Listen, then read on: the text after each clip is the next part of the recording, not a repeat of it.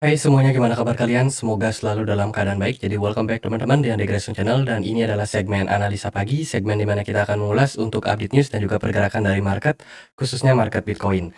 Teman-teman, hari ini kita berada di tanggal 20 April 2024 ya. Jadi hari ini itu diprediksi halving Bitcoin akan terjadi, dan tentunya ini bakalan bisa menjadi news yang bagus untuk market, teman-teman. Jadi kita akan mulai dulu pembahasannya dari kalender ekonomi. Jadi hari ini weekend ya, nggak terlalu banyak ada news dari market, teman-teman. Tapi di perdagangan kemarin kita dapat beberapa data, yaitu dari Fed Balance Sheet Amerika Serikat yang terus mengalami penurunan. Artinya uang yang saat ini beredar di market itu terus mengalami penyusutan di market, which is ini sebenarnya bagus untuk penurunan inflasi. Kemudian juga ada data soal core retail sales dari Inggris di perdagangan kemarin. Datanya menunjukkan tren yang masih stabil sama seperti yang terjadi pada bulan lalu. Lalu dari Eropa ada Euro Group Meeting ya, dan juga dari Amerika Serikat ada FOMC member dari Bostik yang ada speech di perdagangan kemarin. Teman-teman, saat ini kondisi dari market itu masih dalam posisi yang khawatir terkait dengan serangan yang terjadi pada Israel ya. Belakangan ini memang mulai saling melakukan serangan, Israel dan juga Iran, teman-teman.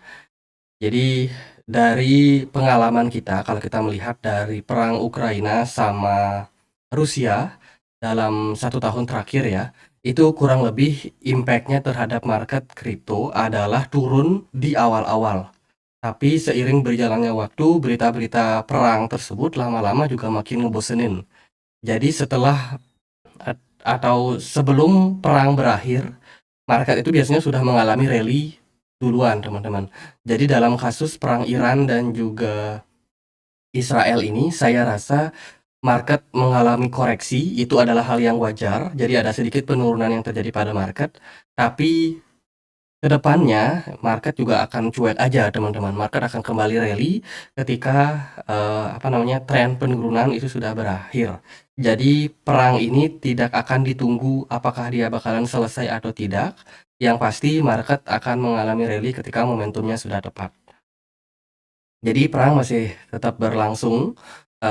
Sementara itu kalau kita perhatikan juga dari beberapa data seperti di social value, ini adalah data inflow and outflow dari beberapa manajer investasi seperti Grayscale yang masih dalam posisi tekanan jual. Di perdagangan kemarin ada 89,9 juta US dollar aset yang keluar, teman-teman. Dan dari BlackRock kemarin ada akumulasi sekitar 18,76 juta dolar ya, itu yang masuk. Kemudian dari Fidelity lebih tinggi lagi, ada di 37,4 juta dana yang masuk, teman-teman. Jadi dari data ini menunjukkan bahwa tekanan jual masih lebih tinggi Grayscale dibandingkan dengan beberapa manajer investasi yang lain.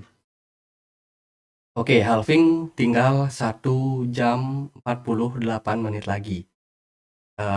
Hari ini video ini dibuat itu jam 6.28 WITA. Oke, berarti sekitar jam 7 berapa tuh? Jam 8 ya. Jam 8 WITA itu udah halving Bitcoin, teman-teman. Kemudian ini ada data, rangkuman data dari CryptoQuant terkait dengan data analitik yang ada pada market kripto. Yang pertama, open interest. Open interest ini berhubungan sama minat dari market terhadap perdagangan derivatif, termasuk option.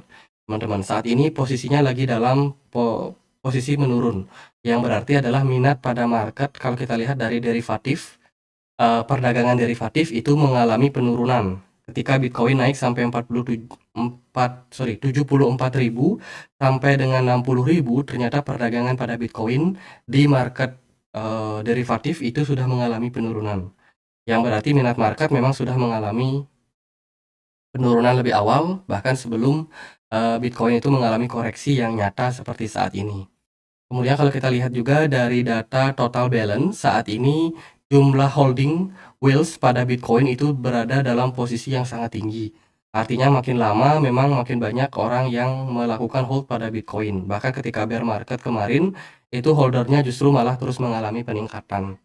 Begitu juga dengan permanent holder demand. Ini adalah mereka yang punya kepemilikan Bitcoin itu sejak 10 tahun terakhir, teman-teman. Itu juga terus mengalami tren kenaikan. Jadi ini merupakan sebuah berita yang cenderung bagus ya untuk market.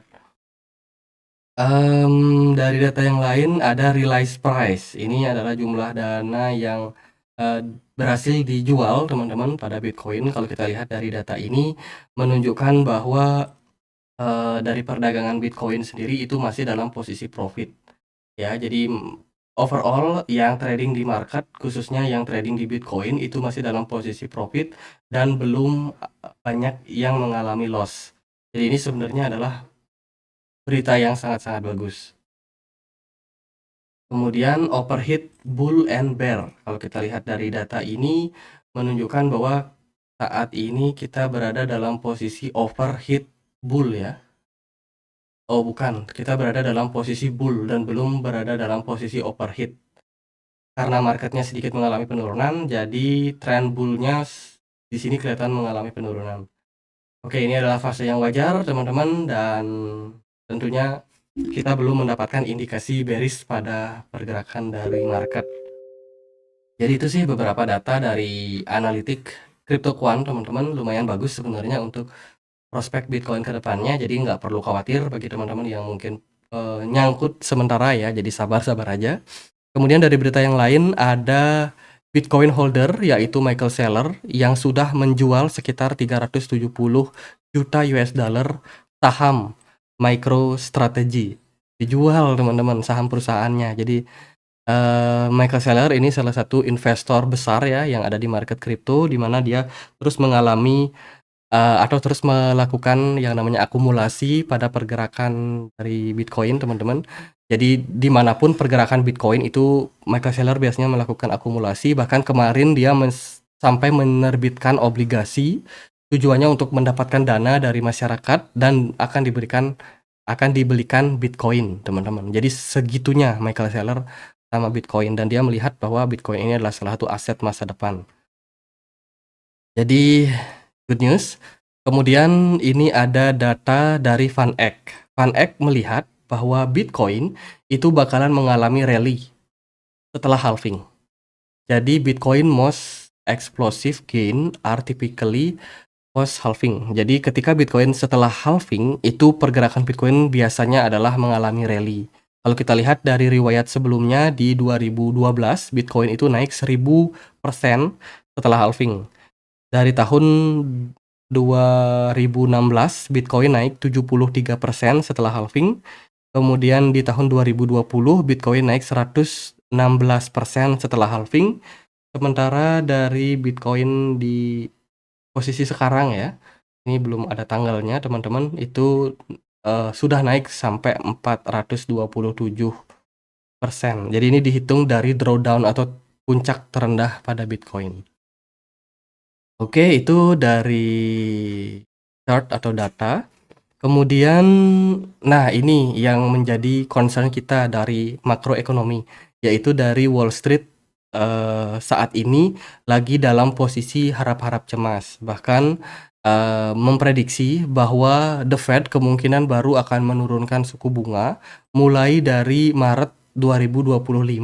Tentunya ini kabar yang kurang begitu bagus karena melihat inflasi yang tidak sesuai dengan ekspektasi mereka, di mana inflasi kemarin mengalami sedikit kenaikan teman-teman, dan ini tentunya menjadi sentimen yang tidak begitu bagus. Kalau kita melihat dari beberapa kondisi, bentar lagi atau di kuartal ketiga, kuartal keempat itu akan ada pemilu Amerika Serikat. Nah, yang paling signifikan kelihatan yaitu tentu saja adalah partai yang ada di Amerika Serikat itu berusaha untuk menjaga supaya suara tidak lari ke partai sebelah. Jadi di Amerika Serikat kan ada dua partai besar, Republikan sama Demokrat, teman-teman. Jadi yang sekarang memerintah itu dari Demokrat ya, pemerintahan Joe Biden. Nah, kalau suku bunga dinaikkan lagi, itu akan bikin banyak bank bisa jadi bangkrut, teman-teman. Jadi dilema, kalau mereka naikin suku bunganya, itu bisa menyebabkan krisis karena bank-bank pada kolaps. Kalau mereka turunkan, itu bisa membuat inflasi makin naik. Kalau mereka biarkan tetap stabil mempertahankan suku bunga, ini tentunya bisa membuat inflasi turun tapi dalam jangka waktu yang panjang dan tidak menjamin juga inflasi bakalan turun. Bisa jadi inflasi justru malah makin naik. Jadi dilema banget. Dan ya kita akan lihat gimana keputusan dari Federal Reserve teman-teman. Yang pasti adalah target mereka masih 2% inflasi. Oke. Kemudian dari data yang lain, nah ini dari komunitas TON Telegram.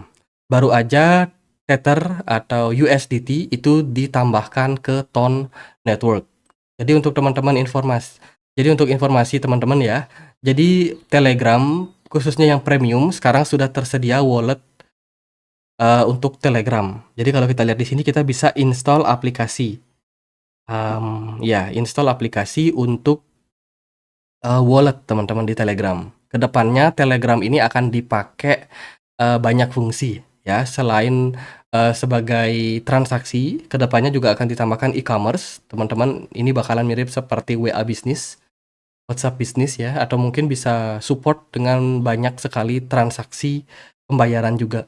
Jadi selain dia bisa terkoneksi dengan USDT kedepannya, tentunya masih bakalan banyak kripto-kripto lain yang bisa terkoneksi dengan platform Telegram ini. Ya, salah satunya adalah TON Telegram. Selain itu juga Telegram, nah ini yang tadi, Telegram juga bakalan melakukan tokenisasi. Jadi Telegram commit to TON blockchain, plan to support tokenize emoji and sticker NFT. Jadi tokenisasi akan dilakukan pada emoji atau apa sih itu, gambar-gambar gitu teman-teman, dan juga stiker yang ada di platform Telegram ini. Jadi bakalan bisa ditokenisasi, kita bisa beli token ataupun stiker-stiker tersebut yang sudah ditokenisasi. Gitu. Jadi ini adalah bentuk tokenisasi juga yang dilakukan oleh TON Network. Tentu saja ini bakalan bagus untuk TON ya, untuk token Telegram. Selain itu juga akan ada banyak fitur-fitur lain yang aku baca ya, atau yang aku ikutin itu adalah salah satunya adalah ngadain iklan ya, memberikan iklan, dan itu bisa meningkatkan pendapatan untuk para konten kreator di Telegram juga. Oke, itu dari beberapa news yang ada pada market. Lalu kita akan melihat gimana sih kondisi dari market Bitcoin yang kemarin itu sempat mengalami drop. Dan aku tahu banyak orang yang kayak memanfaatkan posisi short ya. Tapi ternyata Bitcoin justru malah ditendang naik nih. Dan mungkin melikuidasi banyak yang pasang short kemarin. Jadi Bitcoin kemarin sempat drop di sini ya. Sempat drop sampai 59.000, tapi nggak berlangsung lama malah ditendang naik. Mungkin karena mencari likuidasi, banyak yang nge-short, jadi disikat aja dulu semuanya, teman-teman. Dari volume perdagangan kemarin lumayan bagus, antusiasme market bagus ya.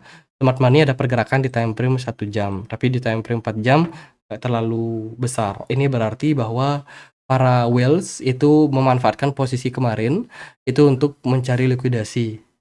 Jadi mumpung ada yang pasang short, ya mereka sikat dulu, teman-teman. Jadi kalau untuk bigger picture-nya sih belum ya, belum ada indikasi bullish atau lanjutan kenaikan yang terjadi pada Bitcoin. Dari RSI memang kemarin terus mengalami kenaikan, yang berarti adalah ada indikasi memang pergerakan Bitcoin ini kecenderungan naik dalam jangka waktu pendek. Tapi ini masih bakalan kita lihat sebagai fase koreksi pada Bitcoin. Jadi belum serta-merta bullish ya untuk Bitcoin.